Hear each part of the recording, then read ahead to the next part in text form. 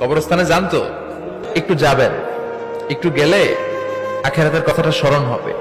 ওখানে ছোট শিশুরা শুয়ে আছে, কিশোর যুবকরা আছে, আপনার মতো তাগড়া যুবক মুরব্বীরা আছে। এরা এই এলাকায় থাকতো, এরা আকাশ থেকে নেমে আসে না, এই এলাকার সন্তান আজ নাই। একটা সার্টেন পিরিয়ড শেষে আপনিও থাকবেন না।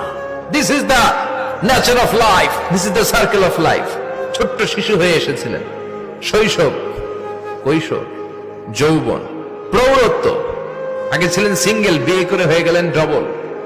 এরপরে আল্লাহ আপনাকে একটা মেয়ে দিল, এরপরে মেয়েকে বিয়ে দিয়ে শ্বশুর হলেন, এরপরে ওই মেয়ের ঘরে সন্তান হতে নানা হলেন। আর কতদিন? অনেক দিন হলো তো, অনেক লম্বা সময় পেয়েছেন আপনি। Think about that. এবার যাওয়ার কথা ভাবেন, আখিরাতের সামানের কথা ভাবেন, ফিরে যেতে হবে। কি শক্তিশালী যুবক, বার্ধক্য চলে আসলে লাঠি ছাড়া চলতে পারে না। কুচকুচে কালো দাড়ি সাদা হয়ে যায়, দাড়ির শুভ্রতা, বয়সের ভার, রং ধরা যৌবন জং ধরে শেষ, ঠিক কিনা?